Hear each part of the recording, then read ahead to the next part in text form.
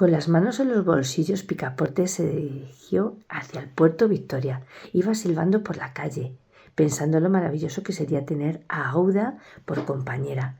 Le agradaba charlar con la joven, disfrutaba como él del paisaje y de las novedades de cada país. Hong Kong había gentes de todas las nacionalidades, con su ir y venir. Era una ciudad portuaria. Al llegar al puerto, vio en la desembocadura de la ría Catón buques de todas las nacionalidades. Picaporte se fijó en algunos indígenas vestidos de amarillo, de avanzada edad. Le dijeron que eran hombres de más de 80 años y que a esa edad le permitían usar el color amarillo, que es el color imperial. Decidió dirigirse rápidamente al muelle donde estaba fondeando el Carnatic. Allí encontró a Fix. Estaba de mal humor. La orden de detención tan esperada no había llegado. En Hong Kong se acababan las posibilidades de detener a Fox, pues a partir de allí el recorrido del viajero no se haría por tierras inglesas y el papeleo sería más difícil. «¿Qué tal, señor Fix?», preguntó Picaporte. «¿Ya se ha decidido a acompañarnos en este viaje?» «Sí», contestó Fix. «¿No sabe usted cuánto me alegra la noticia?» «Pues bien». Tal y como Fox le había ordenado, Picaporte reservó 3 camarotes en el Carnatic. El Carnatic zarparía aquella misma noche a las 8 y no al día siguiente. «Muy bien», respondió Picaporte. «Mi amo estará muy contento. Voy a decírselo». Fix tomó una decisión: contarle todo lo sucedido a Picaporte. Quizá era el medio de retener a Fox en Hong Kong. Invitó al criado a tomar un refresco en un bar. Picaporte no dudó en aceptar. Fix y Picaporte pidieron 2 botellas de Oporto. «Ha tenido usted una idea excelente», dijo Picaporte, «de haber tomado pasaje en el Carnatic». «Por cierto, debo prevenir a mi amo», dijo Picaporte. «El Carnatic ha anticipado unas horas la salida y mi amo no lo sabe. Debo decírselo enseguida». Y Picaporte se levantó, pero Fix le retuvo. «Antes de irse debo hablarle de cosas serias y muy importantes». «¿Cree usted?», exclamó Picaporte, apurando unas gotas del fondo del vaso. «Hoy no puedo, tengo prisa. Se trata de su amo», dijo Fix. «Vamos, diga lo que sea, le escucho». «¿Sabe usted quién soy? ¡Caramba!». «Vaya pregunta», exclamó Picaporte sonriendo. «Esto no tiene gracia, amigo». «Sé quién es usted». «Claro que sí, de todos modos le escucho, pero ante todo voy a decirle una cosa. Esos señores gastan su dinero inútilmente. ¿Ignora usted la suma?». «Claro que conozco la suma», replicó Picaporte. 20.000 libras. «No, no conoce usted nada. Son 55.000 libras». «No es posible», exclamó Picaporte. «Razón de más para no perder ni un minuto. Debo avisarle enseguida», dijo Picaporte, disponiéndose a marchar. «Una gran suma», repitió Fix, obligando a sentarse de nuevo a Picaporte, después de haber pedido unas copas de coñac. «Si salgo airoso de esto, ganaré 2.000 libras. Le doy 500 si me ayuda». «¿Ayudarle? ¿Pero en qué?», exclamó Picaporte. «Ayudarme a retener al señor Fox durante varios días en Hong Kong, de manera que, no contento de haber seguido a mi amo y sospechar de su lealtad, esos señores quieren ponerle obstáculos. No, no me gusta esto.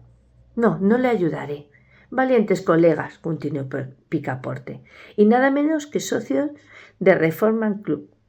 Sepa usted, señor Fix, que mi amo es un hombre honrado, a carta cabal, y que cuando hace una apuesta trata de ganarla lealmente. Usted es un agente de los socios de Reform Club, que tiene la misión de controlar el itinerario de mi amo». «Vaya, no sabe nada». «Hace tiempo que adiviné su misión, señor Fix, pero me abstuve de decirle nada a mi amo». El inspector de policía se pasó una mano por la frente. No había duda de que Picaporte era sincero. De este modo su proyecto resultaría más difícil. Fix seguía con sus reflexiones. «Si no es su cómplice y no ha participado en el hecho, no hay duda que me ayudará. Escúcheme atentamente. Está usted en un error. Nada tengo que ver con los colegas del señor Fox. Soy inspector de policía, encargado de una misión. Aquí tiene mis credenciales». «¿Me cree ahora? La apuesta del señor Fox no ha sido más que un pretexto, una coartada». «Aun teniendo menos que antes», repuso Picaporte. ¿Por qué motivo hizo esto a mi amo? No entiendo nada. Escuche usted, el día 28 del pasado septiembre se cometió en el Banco de Inglaterra un robo de 55.000 libras esterlinas y lo llevó a cabo un individuo cuyas señas y su fisonomía es idéntica a la del señor Fox. Esto no puede ser cierto. Mi amo es un hombre más honrado del mundo. ¿Quiere que le detengan como cómplice suyo? No querrá que suceda tal cosa. Picaporte se oprimió la cabeza entre las manos. Imposible. Fox, un ladrón, el hombre que salvó a Aouda, un hombre tan generoso y tan valiente. No era posible. Picaporte rechazó las dudas que le invadían su mente. En resumen, ¿qué quiere usted de mí? De usted espero lo siguiente, respondió Fix. He seguido a Fogg hasta aquí y no he recibido aún la orden de detención que he pedido a Londres. Es necesario que me ayude a retener en Hong Kong. Si lo hace, partiré con usted y le daré la prima de 1.000 libras ofrecidas por el Banco de Inglaterra, la mitad. Ni hablar de eso. Se levantó, pero volvió a caer en el asiento. Su razón y sus fuerzas desfallecían al mismo tiempo. No puedo traicionar a mi amo, ni por todo el oro del mundo. ¿Lo ha pensado bien? Sí. Entonces admitimos que no he dicho nada y bebamos, dijo Fix. Picaporte se sintió invadido por un mareo extraño. Mientras tenían lugar los hechos narrados en el capítulo anterior, que quizás iban a comprometer gravemente el porvenir de Phileas Fogg, este se paseaba con Aouda por las calles de la ciudad inglesa. Desde que la joven aceptó la oferta de Fogg de conducirla a Europa, el inglés tuvo tiempo de pensar en todos los detalles que requiere un largo viaje. Un hombre como Fogg podía dar la vuelta al mundo con un saco de mano, pero una mujer no podía hacerlo. De ahí la necesidad de adquirir vestidos y objetos. Phileas Fogg hizo las compras necesarias con la calma que le caracterizaba y no quiso admitir las palabras de agradecimiento de la joven viuda, confundida por tanta amabilidad. Lo hago en interés del viaje. Está en mi programa. No tiene que darme las gracias. Una vez efectuadas las compras, Fogg y la joven entraron en el hotel y comieron en la mesa redonda que estaba servida suntuosamente. Después, Aouda, algo cansada, pasó a su habitación y estrechó antes la mano de su imperturbable salvador. «Buenas noches, señor Fogg, buenas noches». El honorable Phileas Fogg pasó toda la velada leyendo el Times y el Illustrated London News. Fogg no se asombró de no haber visto a su criado a la hora de acostarse. Sabía que el vapor no salía de Hong Kong hasta el día siguiente. Pero por la mañana, Picaporte no acudió tampoco a la llamada de la campanilla. Nadie hubiera podido decir lo que pensó el honorable caballero al saber que su criado no había regresado al hotel. Phileas Fogg tomó su saco de viaje, avisó a Aouda y envió a buscar un palanquín. Eran las 8 de la mañana y el Carnatic debía partir a las 9:30 en punto. Cuando el palanquín llegó a la puerta del hotel, el señor Fogg y la joven subieron al vehículo y el equipaje siguió detrás en una carretilla. Una media hora después, los viajeros bajaban del muelle de embarque y allí recibieron la noticia de que el Carnatic había zarpado un día antes. Phileas Fogg, que creía encontrar al barco y a su criado, tuvo que pasar sin uno y sin el otro, pero no dio muestras de nerviosismo. «¿Qué haremos ahora, señor Fogg?», preguntó la joven. «No se preocupe, es solo un inconveniente. Todo se resolverá». En aquel momento se acercó a ellos el inspector Fix. «Perdone, señor, ¿no es usted uno de los pasajeros del Rangoon, llegados ayer?» «En efecto, señor». «No tengo el gusto de conocerle», dijo Fogg. «Dispense, creía encontrar aquí a su criado». «¿Es que sabe usted dónde se encuentra?», preguntó la joven Aouda. «¿No está con usted?», inquirió Fix fingiendo sorpresa. «No», repuso Aouda. «Desde ayer no hemos vuelto a verle. Quizás se haya embarcado sin nosotros a bordo del Carnatic». «¿Sin ustedes?», exclamó el agente. «Permítanme una pregunta. ¿Pensaba marcharse en el vapor?». «Sí, lo mismo que yo». «No me gusta nada eso.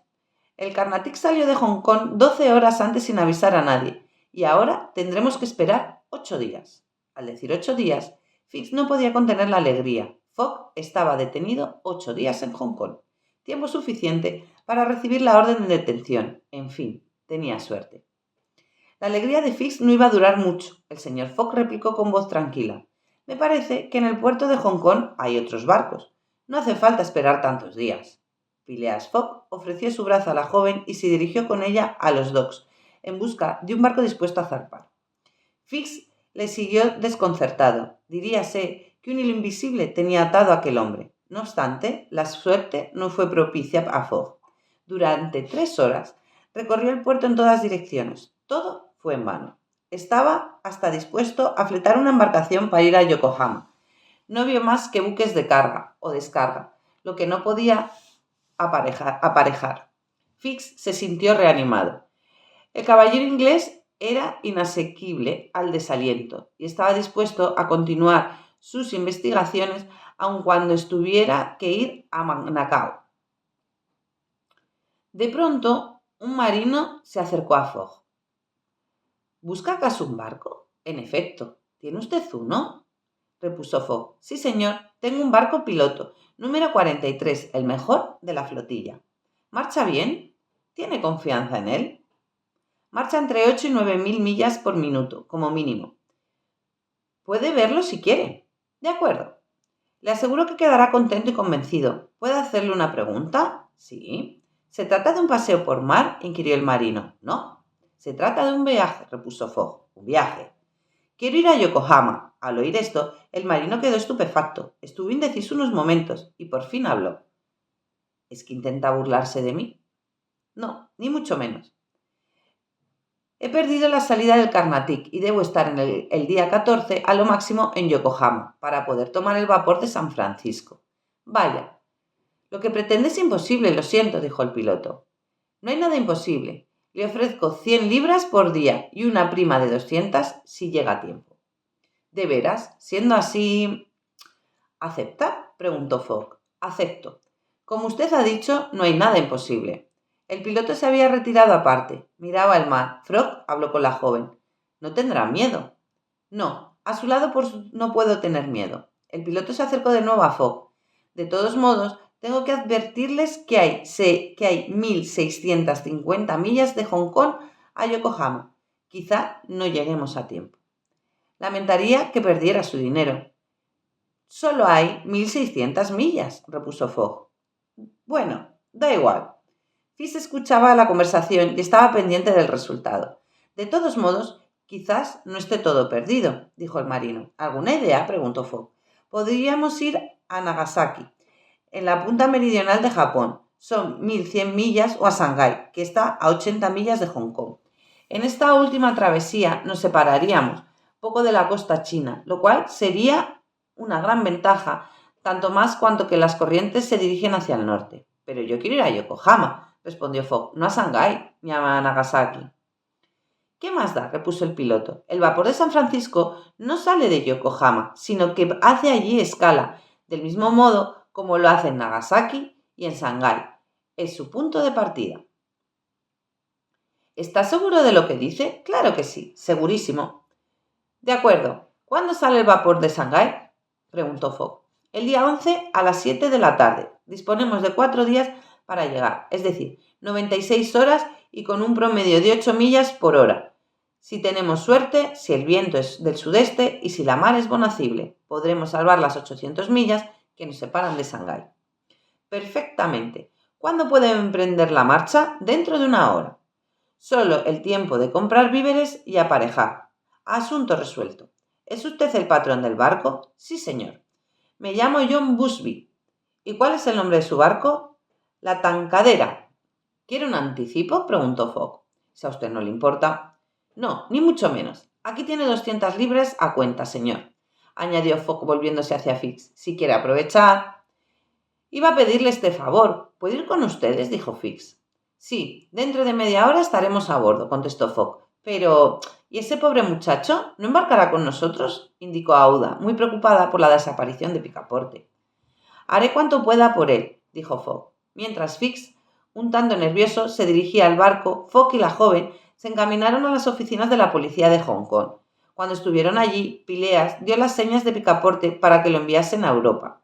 La misma formalidad que se cumplió en el consulado de Francia. Regresaron al hotel, recogieron el equipaje y luego se dirigieron al puerto. Eran las 3 de la tarde. El barco con su tripulación a bordo estaba a punto de hacerse a la mar. La Tankadera era una bonita goleta de 20 toneladas, delgada de proa, franca de corte y muy prolongada en su línea de agua. Más bien parecía un yate de carreras. Sus brillantes colores, sus herrajes galvanizados, su puente blanco como el marfil indicaban que el patrón sabía lo que se hacía en cuanto a limpieza y curiosidad. Capítulo 19. El patrón de la Tankadera.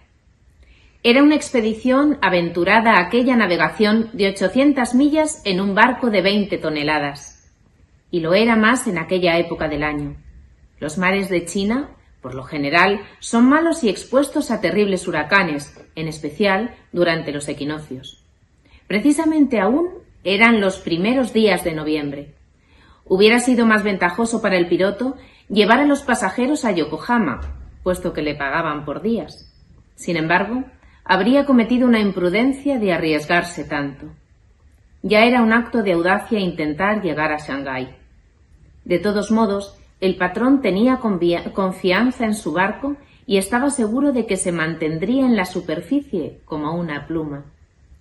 Durante las últimas horas de aquel día, la nave sorteó los pasos de Hong Kong y en todas sus maniobras, y casi con el viento en popa, marchó muy bien. Le recomiendo toda la diligencia posible. Espero que se dé cuenta, dijo Fogg al patrón en el momento en que la embarcación llegaba al mar abierto. Comprendo, señor. No debe preocuparse. La Tankadera nunca me ha fallado, contestó John Bansi.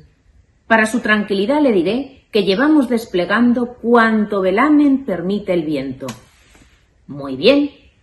Además, señor, debo decirle que las flechas entorpecerán la marcha en lugar de favorecernos. Mire, señor, no soy un técnico en estas cuestiones. Usted es del oficio. Sé que sabrá ir hacia adelante. Confío en usted. Gracias, repuso el patrón de la Tankadera. Phileas Fogg ya no habló más. Impasible contempló la rizada superficie del mar mientras el capitán se alejaba a sus ocupaciones. Por su parte, la joven viuda, sentada a popa, sentíase conmovida al contemplar el océano oscurecido por el crepúsculo. Aouda no podía dejar de sentir cierto temor al darse cuenta de que afrontaba los furores del mar en una frágil embarcación. Por encima de su cabeza se desplegaban las blancas velas que se agitaban en el espacio como alas gigantescas. La goleta, impulsada por el viento, parecía volar, surcar el aire. Llegó la noche, la luna estaba en su primer cuadrante y su tenue resplandor no tardaría en desaparecer en las brumas del horizonte. Las nubes que procedían de levante invadían ya una parte del firmamento.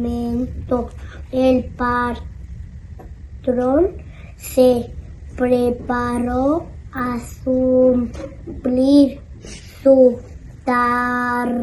tarea. Dispuso las luces de posición, medida necesaria en aquellos mares tan frecuentados en especial. No eran raros los abordajes y con la velocidad que llevaban la embarcación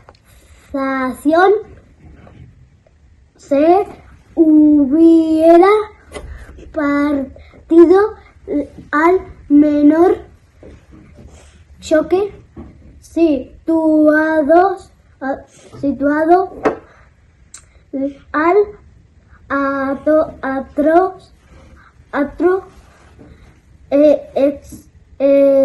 extremo del buque. Fick pensaba en sus cosas, se mantenía aparte sin desear la presencia de Fogg. No quería hablar con él, a pesar de que era su huésped. No hay duda de que no se detendrá en Yokohama, murmuraba, embarcará inmediatamente en el primer barco que zarpa para San Francisco. De este modo llegará a América y su delito quedará impune. El plan de Fogg parecía sencillo, según creía el detective. Claro que sí, en vez de embarcar para Estados Unidos como un vulgar delincuente, Fogg había dado un gran rodeo, seguramente para despistar y atravesando las 3/4 partes de la Tierra. De este modo llegaba con más seguridad al continente americano, donde podría gastar el dinero del banco. Una vez que hubiera despistado a la policía y en el caso de llegar a la unión que podría hacer Fix, desde luego, no abandonaré mi misión, se dijo. No y 100 veces no, le dejaré tranquilo hasta lograr la extradición. Es mi deber y lo cumpliré hasta el fin, no faltará más. Fix pensó que la suerte le había ayudado algo. Picaporte ya no estaba con su amo y esto era importante, pues convenía que después de sus confidencias Picaporte y Fogg no se encontraran de nuevo. Se le explicaría todo y esto podría perjudicarme, dijo Fix. Fogg es muy astuto y posiblemente sería difícil atraparle si estuviera sobre aviso. Por su parte, Phileas Fogg no pensaba menos que Fix en Picaporte, desaparecido de forma tan extraña y sin explicaciones.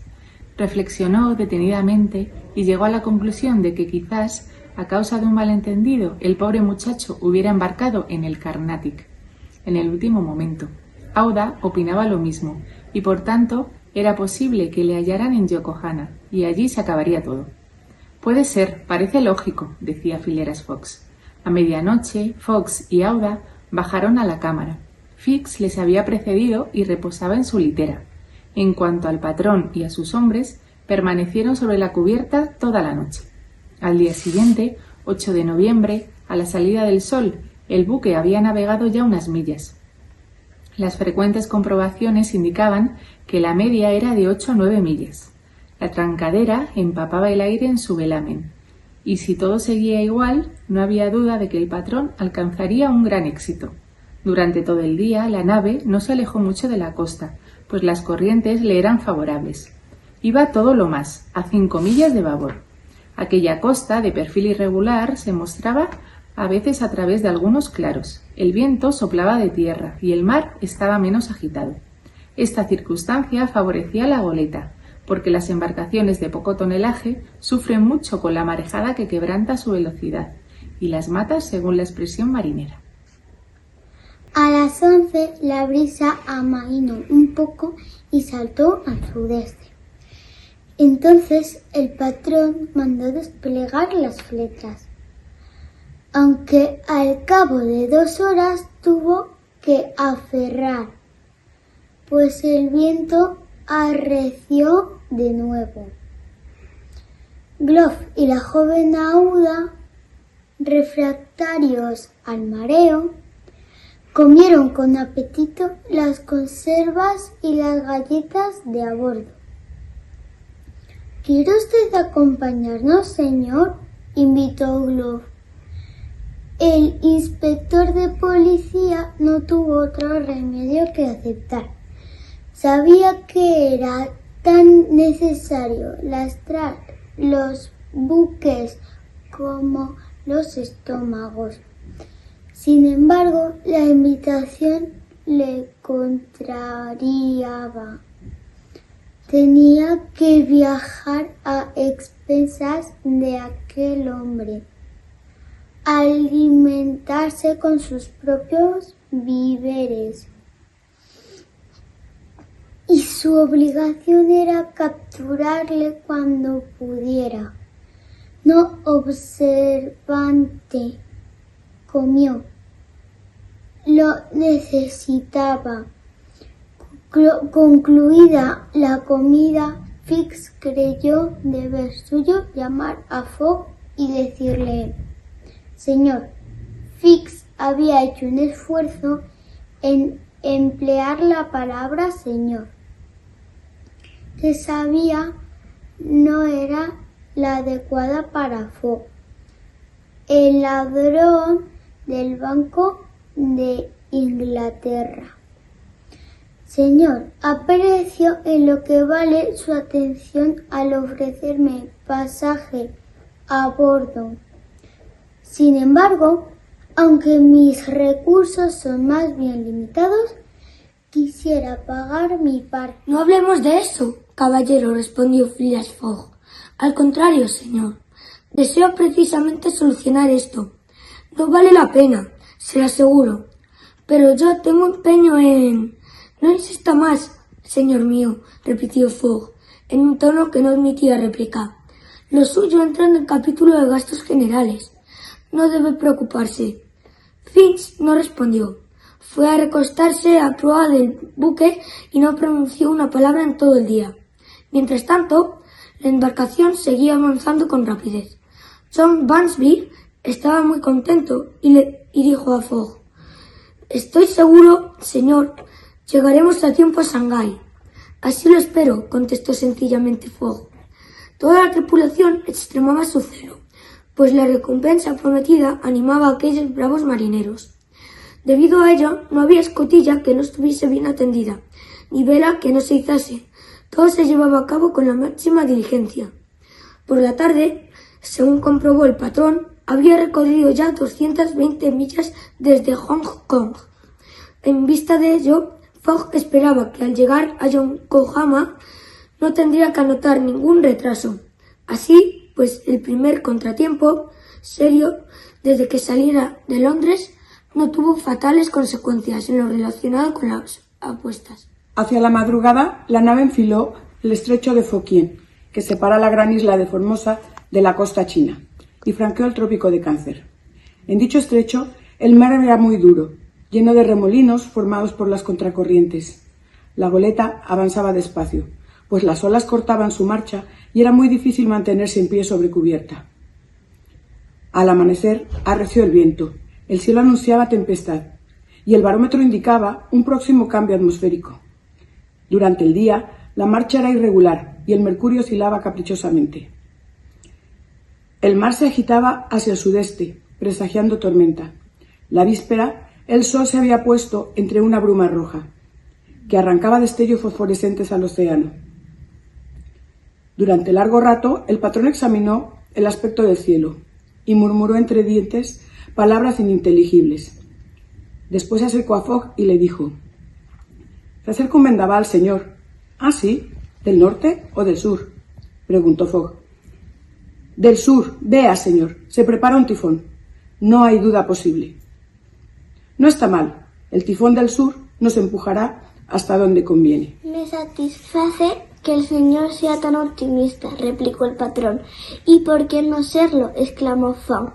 Los presentimientos de John Booby se realizaron. De haber sido una época menos avanzada del año, a buen seguro que el tifón se había desvanecido como una cascada luminosa de chispas eléctricas, según frase de un famoso meteorólogo.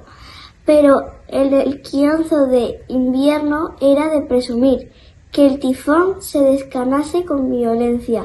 Por si acaso, el patrón había tomado todas las precauciones. Arrió todo el velamen de la nave y mandó retirar las vergas sobre cubierta. Todo quedó cerrado, ni una gota de agua petrar en el casco de la goleta. Solo se hizo en triquilla un contraforte de resistente lona con objeto de conservar a la nave con viento de popa.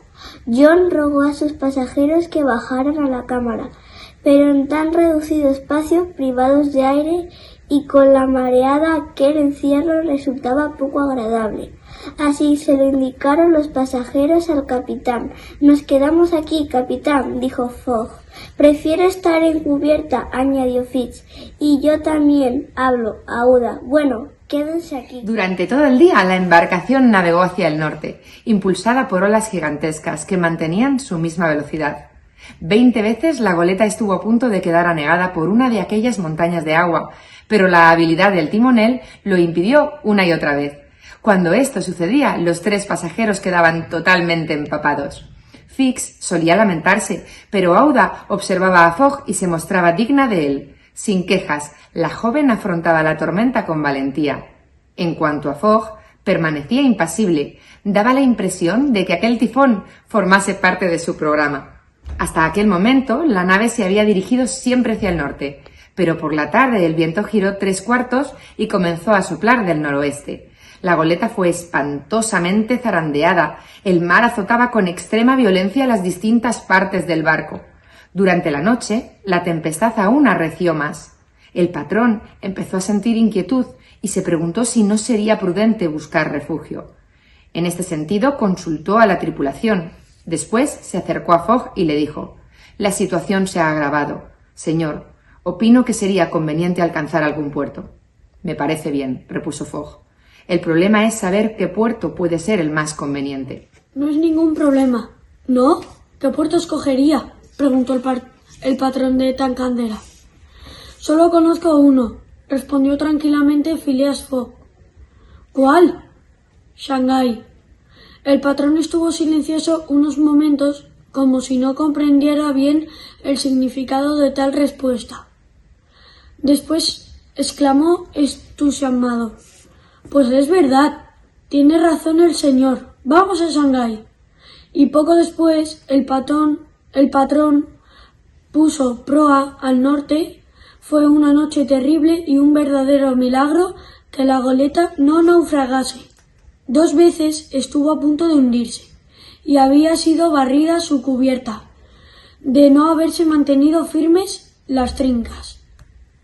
Aouda estaba al borde de la extenuación, pero la animosa joven no profirió la más leve queja. Varias veces Fogg tuvo que ayudarla y protegerla contra las olas, que barrían la cubierta con una violencia extraordinaria. Al amanecer seguía la tempestad, pero el viento volvió al sudeste. Era un cambio favorable, y la nave hizo de un nuevo rumbo en aquel mar embravecido, cuyas olas se estrellaban contra las que producía la nueva dirección del viento. Esto daba lugar al choque de las marejadas opuestas que hubieran deshecho otra embarcación menos sólida que la de Tancandera. A veces se divisaba la costa entre los desgarrones de la bruma, pero ni una sola nave se mostraba a la vista. Solo la Tancadera parecía luchar contra los elementos. A mediodía se advirtieron algunos indicios de calma, que se acentuaron con el descenso del sol en el horizonte. Debido a su misma violencia, la tempestad duró poco. Completamente agotados, los pasajeros tuvieron oportunidad de comer algo y de descansar un buen rato. La noche fue relativamente apacible. El patrón ordenó restablecer las velas en rizos bajos, y la nave adquirió una velocidad considerable. «Solo nos queda un día para arribar a Shanghái», explicó John Bunsby después de reconocer la costa. «Confío en que llegaremos a tiempo», repuso Fogg, «aunque llevamos bastantes horas de retraso». No quedaba más que un día para cubrir 100 millas. Aquella misma tarde, Fogg debía llegar a Shanghái si no quería perder la salida del barco para Yokohama. «Sin esta tempestad, ¿dónde estaríamos ahora, señor Fogg?», preguntó la joven Auda. «Pues solo a 30 millas del puerto», contestó Fogg. Amainó la brisa y se calmó el mar. La embarcación desplegó toda su lona, flechas, velas de stay y contrafuertes. Actuando conjuntamente, impulsaban a la goleta y el mar espumeaba bajo la quilla. A las 12, la Tancadera se hallaba solo a 45 millas del Shanghái. Le quedaban aún 6 horas para llegar al puerto. Antes de que zarpara el barco para Yokohama, los pasajeros estaban nerviosos. No podían evitarlo. Querían llegar. Solo 6 horas, murmuraba Auda. 6 horas, no podrá conseguir llegar, decía Fix. Phileas Fogg no hablaba. Permanecía impasible como si aquellas 6 horas no significaran tanto para él. Para conseguir la meta era necesario que la nave mantuviese una media de 9 millas. Pero el viento continuaba amainando. Era una brisa irregular que procedía de la tierra, en forma de rachas, y que apenas rizaba la superficie del agua. A pesar de ello, la goleta era tan ligera. Sus velas altas de filo tejido recogían tan bien el viento que con ayuda de la corriente el patrón calculaba estar a tiempo. Pero a las 7 de la tarde aún estaban a 3 millas de la ciudad. ¡Qué mala suerte! 200 libras perdidas. No llegaremos a la hora precisa, exclamó John Bunsby, mirando a Fogg. Este no contestó, permanecía impasible, a pesar de que en aquel momento se jugaba toda su fortuna. En aquel mismo instante apareció a ras de agua un largo huso negro coronado por un penacho de humo. Era un barco americano que zarpaba a la hora reglamentaria. «Sigue la mala suerte», gritó John Bunsby, rechazando la barra de un violento manotazo. «Señales», dijo simplemente Phileas Fogg. En la proa de la nave había un pequeño cañón de bronce utilizado para hacer señales en tiempo de bruma. El cañón fue cargado hasta la boca, pero en el momento en el que Bunsby iba a aplicar la mecha, intervino Fogg. Bandera a media asta. La bandera fue arribada a medio mástil en demanda de ayuda, esperando que el buque americano modificara su rumbo y acudiera a la goleta. «Y ahora fuego», exclamó Fogg. La denotación del pequeño cañón rasgó los aires. El Carnatic salió de Hong Kong el 7 de noviembre a las 6:30 de la tarde y se dirigió a todo vapor hacia Japón. El buque llevaba cargamento completo de mercancías y pasajeros. 2 camarotes estaban sin ocupar, los encargados por Phileas Fogg. Al día siguiente, por la mañana, los tripulantes vieron a un pasajero con andar vacilante y la cabeza inclinada que salía de la carroza de segunda y se sentaba sobre una pieza de repuesto. Este pasajero era Picaporte. Expliquemos lo sucedido. Instantes después de que el detective Fix saliera del bar, 2 empleados del establecimiento recogieron a Picaporte profundamente dormido y le dejaron tumbado en un rincón para que no molestara a los clientes. Picaporte, perseguido en sus pesadillas por una idea fija, intentó luchar contra la modorra que atenazaba sus sentidos. Por fin lo logró, y después de increíbles esfuerzos se levantó tambaleante, salió del bar y empezó a gritar: «¡El Carnatic! ¡El Carnatic!». El buque estaba a punto de zarpar. Solo unos pasos le separaban de la embarcación.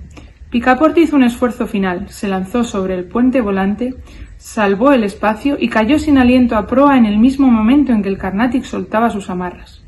Algunos marineros, compasivos y comprensivos, llegaron a Picaporte a una cámara de segunda. El criado no despertó hasta la mañana siguiente, a 150 millas de las tierras de Chile. Por eso Picaporte se encontraba aquel día sobre cubierta, respirando a pleno pulmón las frescas brisas del mar. El aire puro le serenó totalmente. Quiso hilvanar sus ideas y no lo consiguió. Por fin recordó las escenas de la víspera, las confidencias de Fix y su aturdimiento. Es increíble lo que me ha sucedido. No recuerdo haber bebido tanto. Señor Fix, ¿qué dirá ahora mi amo cuando se entere de todo? Menos mal que he podido llegar a tiempo para tomar el barco. Después volvió a pensar en el inspector y añadió: en cuanto a ese hombre, espero que no se atreverá a acompañarnos después de lo que sé sobre él. Nada menos que un inspector de policía, un detective, y perseguir a mi amo por robo. Vamos, todo es muy extraño y yo no creo una sola palabra. Mi amo es un hombre honrado y bueno, no faltaría más. Picaporte pareció serenarse un poco. ¿Qué debía hacer? ¿Contárselo todo a Fogg? ¿Decirle quién era realmente Fix? Quizás sea mejor aguardar al final, es decir, cuando lleguemos a Londres. Allí podré explicarlo todo. ¿Cuánto nos vamos a reír? Sí, será lo mejor. De momento callaré. Ahora lo más urgente es presentarme al señor Fogg y excusarme por lo sucedido. Paseó unos momentos por cubierta, pero no vio a nadie que se pareciese a su amo y a la señorita Aouda. Bueno, no tengo por qué preocuparme. La señorita estará acostada aún y el señor quizás esté jugando una partida con algún compañero del barco. El criado bajó al salón, pero tampoco allí estaba Fogg. Preguntó al encargado cuál era el camarote que ocupaba el señor Phileas Fogg. No conozco a nadie con este nombre. Perdone, dijo Picaporte. Se trata de un caballero alto, frío, poco comunicativo. Le acompaña una señorita. No hay mujeres jóvenes a bordo, respondió el encargado. Por lo demás, aquí tengo la lista de pasajeros. Puede usted consultarla. Gracias. Picaporte leyó la lista y tuvo una especie de sobresalto. No figuraba el nombre de su amo. De pronto se le acudió una sospecha. ¿Este barco es el Carnatic? Claro que sí. ¿Vamos a Yokohama? Así es. Picaporte había tenido de pronto el temor de haberse equivocado de barco. Estaba, pues, en el Carnatic y su amo debía estar también. Se trataría de algún error. El criado se sentó en el sillón. Estuvo dando vueltas y vueltas a lo ocurrido el día antes. Recordó que la hora de salida del Carnatic había sido adelantada, pero él no avisó a su amo. Entonces, toda la culpa es mía, exclamó Picaporte. Mi amo y la señorita han perdido el barco y yo soy el responsable. Sí, era suya la culpa, pero más aún del hombre que la había retenido en el bar, que la había impulsado a beber. Él era el culpable. Al fin comprendió lo que pretendía el detective, que Fogg perdiera la apuesta. Quizás ahora su amo estuviera detenido. Picaporte se mesaba los cabellos. Ay, si pudiera ajustarle las cuentas a Fix. Después de los primeros momentos de desánimo, Picaporte recobró su sangre fría y estudió la situación. No muy buena, por cierto. Viajaba hacia Japón. Estaba seguro de llegar allí. ¿Pero cómo regresaría? No tenía dinero, aunque su pasaje y manutención estaban pagados de antemano. Tenía pues 5 o 6 días para pensar lo que le convenía hacer. Comió y bebió durante la travesía como si pensase que después le aguardaba un largo ayuno. El día 13, a la primera marea, el Carnatic entraba en el puerto de Yokohama. Este punto es una importante escala del Pacífico, donde se detienen todos los buques empleados en el servicio de correos y viajeros entre América del Norte, China y Japón, y las islas de Malasia. Yokohama se halla situado en la misma bahía de Yedo, a poca distancia de esta ciudad, segunda capital de Japón. Antigua residencia del Takun, cuando existía este emperador civil, y el rival de Meako, la ciudad habitada por el Mikado. El Carnatic atracó en el muelle de Yokohama, en medio de los numerosos barcos de varias naciones. Picaporte puso el pie en aquella tierra sin demasiado entusiasmo y luego anduvo errante por las calles de la población, sin rumbo fijo. Era una ciudad totalmente europea, con casas de fachadas bajas, adornadas de cancelas. Sus calles, sus plazas, sus docks y sus depósitos cubrían todo el espacio comprendido desde el promontorio hasta el río. Allí, como en Hong Kong y en Calcuta, hormigueaban una mezcla de gentes de distintas razas, americanos, ingleses, chinos y holandeses, entre los cuales Picaporte se sentía tan extranjero como si hubiese nacido en el país de los Hotentotes. A Picaporte le quedaban una buena solución: ir a visitar a los agentes consulares franceses e ingleses establecidos en Yokohama. Pero no lo hizo porque les gustaba contar su historia, que estaba tan relacionada con la de su amo. Una vez hubo recorrido la parte europea de la ciudad, Picaporte entró en la parte japonesa, decidido, si ello era necesario, a llegar hasta Yedo. Esta parte japonesa de Yokohama se llama Benten, nombre de una diosa del mar, adorada en las islas vecinas. Picaporte vio magníficas alamedas de pinos y cedros, puertas de extraña arquitectura, puentes envueltos entre cañas y bambúes, templos, conventos, devozos, calles y más calles, con chiquillos de cara sonrosada y coloreadas mejillas, perrillos de piernas cortas y gatos amarillentos sin rabo. El criado seguía andando, en las calles toda era agitación y movimiento, bonzos en procesión tocando sus tamboriles, oficiales de la aduana o de la policía, con sombreros puntiagudos y 2 sables al cinto, soldados con percalín azul con rayas blancas, hermanos postulantes, peregrinos de larga vestidura, simples paisanos de cabellera suelta, mozos de cuerda, mujeres de ojos encogidos. Picaporte estuvo paseando durante varias horas entre aquella abigarrada muchedumbre. Se detuvo también entre las opulentas tiendas, los bazares con su bisutería, los restaurantes y las casas de té. Después se encontró en la campiña, en medio de inmensos arrozales. Allí ostentaban sus últimos colores y sus últimos perfumes las brillantes camelias. Dentro de las cercas de bambú se veían cerezos, ciruelos y manzanos. Los majestuosos cedros abrigaban águilas y en los sauces se hallaba alguna que otra melancólica garza. Por todas partes había patos, cornejas, gavilanes, gansos y grullas. De pronto, Picaporte descubrió algunas violetas entre las hierbas. ¡Estupendo! ¡Ya tengo cena! El criado olió las violetas. No tenían perfume alguno. El muchacho había comido bien antes de abandonar el Carnatic, pero después de tantas horas de paseo sentía vacío el estómago. Picaporte se había dado cuenta de que en las carnicerías faltaba el carnero, la cabra o el cerdo, pero a falta de eso se habría conformado con jabalí, gamo, perdices o codornices, aves o pescado. Sin embargo, hizo de tripas corazón y dejó para el día siguiente el cuidado de procurarse alimento. Al llegar la noche, Picaporte regresó a la ciudad. Anduvo por las calles en medio de faroles multicolores. Vio a gimnastas y acróbatas y después volvió al puerto, esmaltado con las luces de los pescadores que atraían a los peces mediante antorchas encendidas. Finalmente, las calles quedaron casi desiertas.